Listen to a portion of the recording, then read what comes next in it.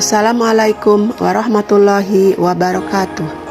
Selamat datang di pelajaran PPKN kelas 12 semester 1 tahun pelajaran 2023-2024 dengan materi perlindungan dan penegakan hukum di Indonesia. Kompetensi dasarnya mengevaluasi praktik perlindungan dan penegakan hukum untuk menjamin keadilan dan kedamaian.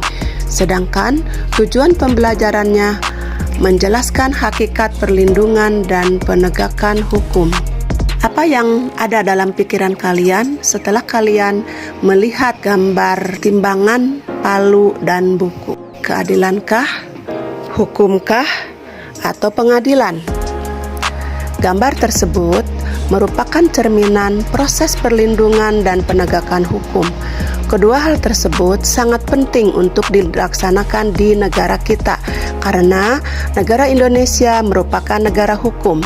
Jadi, konsekuensi ditetapkannya Indonesia sebagai negara hukum dalam segala kehidupan kenegaraan selalu berdasarkan kepada hukum. Hal ini untuk menjaga dan mengawasi hukum berjalan secara efektif, maka dibentuklah lembaga peradilan sebagai sarana masyarakat untuk mencari keadilan dan mendapatkan perlakuan yang semestinya. Supaya prinsip negara hukum dapat berjalan baik, ada dua hal yang harus diupayakan, yakni perlindungan hukum dan penegakan hukum. Hakikat perlindungan dan penegakan hukum. Perlindungan hukum.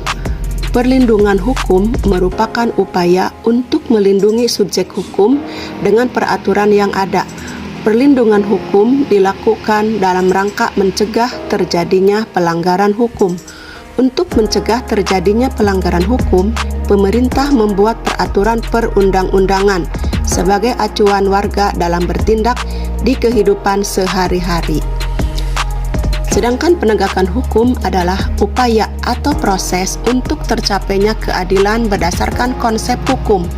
Penegakan hukum memiliki tujuan untuk meningkatkan ketertiban dan kepastian hukum dalam masyarakat.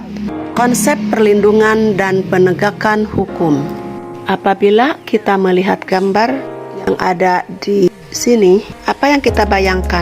Bagaimana apabila di keluarga, di sekolah, di masyarakat, tidak ada aturan, tidak ada tata tertib, tidak ada norma-norma sosial, tidak ada undang-undang, atau apa yang akan terjadi apabila setiap pelanggaran dibiarkan begitu saja? Pelakunya tidak diberikan teguran atau sanksi lainnya. Nah, hal tersebut merupakan dampak dari tidak dipatuhinya hukum. Ketika hukum tidak dipatuhi atau dilaksanakan, maka akan terjadi kekacauan di semua bidang kehidupan. Setiap orang akan berbuat seenaknya atau menghalalkan segala cara untuk mencapai tujuannya, sehingga keamanan, ketentraman, dan ketertiban sulit terwujud. Supaya hal-hal yang dikemukakan tadi tidak terjadi, harus diupayakan dan dilakukannya proses perlindungan dan penegakan hukum. Oleh karena itu, apa sebenarnya perlindungan hukum itu? Menurut Andi Hamzah, perlindungan hukum dimaknai sebagai daya upaya yang dilakukan secara sadar oleh setiap orang maupun lembaga, baik pemerintah maupun swasta, yang bertujuan mengusahakan pengamanan, penguasaan, dan pemenuhan kesejahteraan hidup sesuai dengan hak-hak asasi yang ada. Sedangkan menurut Simanjuntak, perlindungan hukum merupakan segala upaya pemerintah untuk menjamin adanya kepastian hukum serta memberi perlindungan kepada warganya agar hak-haknya sebagai seorang warga negara tidak dilanggar, dan bagi yang melanggarnya akan dapat dikenakan sanksi sesuai peraturan yang berlaku. Dengan demikian, suatu perlindungan dapat dikatakan sebagai perlindungan hukum apabila mengandung unsur-unsur sebagai berikut. Yang pertama, adanya perlindungan dari pemerintah kepada warganya.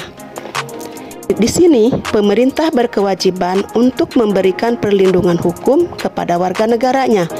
dengan menerapkan sistem peradilan yang jujur dan adil.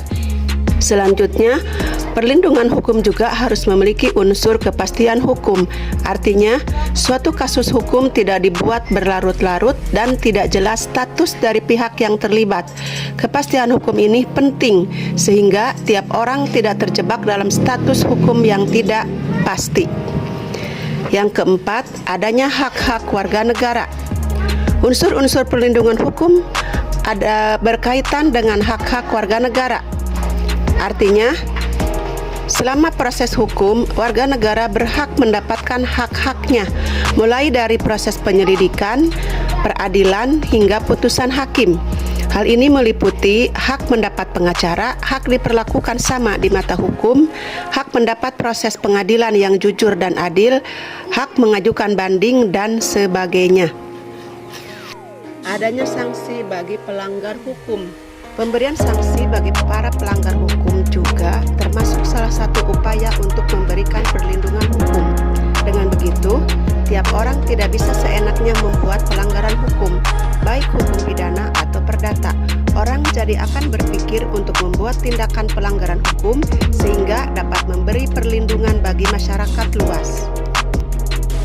Sedangkan suatu ketentuan hukum mempunyai tugas sebagai berikut. 1. Menjamin kepastian hukum bagi setiap orang di dalam masyarakat. 2. Menjamin ketertiban, ketentraman, kedamaian, keadilan, kemakmuran, kebahagiaan, dan kebenaran. 3. Menjaga jangan sampai terjadi perbuatan main hakim sendiri dalam pergaulan masyarakat. Di antaranya perlindungan hukum terhadap konsumen. Hal ini diatur dalam Undang-Undang Republik Indonesia Nomor 8 Tahun 1999 tentang Perlindungan Konsumen. Undang-undang ini mengatur segala hal yang menjadi hak dan kewajiban antara produsen dan konsumen. Selanjutnya, perlindungan hukum di Indonesia diberikan juga kepada hak atas kekayaan intelektual atau HAKI. Pengaturan mengenai hak atas kekayaan intelektual tersebut telah dituangkan dalam sejumlah peraturan perundang-undangan meliputi Undang-Undang Nomor 28 Tahun 2014 tentang Hak Cipta. Yang kedua, Undang-Undang Nomor 15 Tahun 2001 tentang Hak Merek. Yang ketiga, Undang-Undang Nomor 13 Tahun 2016 tentang Paten. Yang keempat, Undang-Undang Nomor 29 Tahun 2000 tentang Perlindungan Paritas Tanaman. Sedangkan penegakan hukum merupakan syarat terwujudnya perlindungan hukum. Kepentingan setiap orang akan terlindungi apabila hukum yang mengaturnya dilaksanakan baik oleh masyarakat ataupun aparat penegak hukum. Contohnya, yang pertama, perlindungan hukum konsumen akan terwujud apabila Undang-Undang Perlindungan Konsumen dilaksanakan. Yang kedua, hak cipta yang dimiliki oleh seseorang juga akan terlindungi apabila ketentuan mengenai hak cipta juga dilaksanakan. Pentingnya perlindungan dan penegakan hukum. Perlindungan dan penegakan hukum sangat penting dilakukan karena dapat mewujudkan hal-hal berikut ini. Yang pertama, tegaknya supremasi hukum. Supremasi hukum bermakna bahwa hukum mempunyai kekuasaan mutlak dalam mengatur pergaulan manusia. Yang kedua, tegaknya keadilan.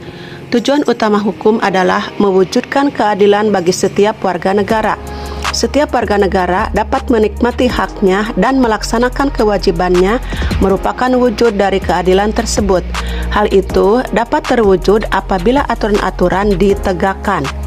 Yang ketiga, mewujudkan perdamaian dalam kehidupan di masyarakat. Perdamaian akan terwujud apabila setiap orang merasa dilindungi dalam segala bidang kehidupan. Hal itu akan terwujud apabila aturan-aturan yang berlaku dilaksanakan. Menurut Surjono Sukanto, keberhasilan proses perlindungan dan penegakan hukum tidaklah semata-mata menyangkut ditegaknya hukum yang berlaku. Akan tetapi sangat bergantung pada beberapa faktor, yaitu A. Hukumnya, di mana undang-undang yang dibuat tidak boleh bertentangan dengan ideologi negara.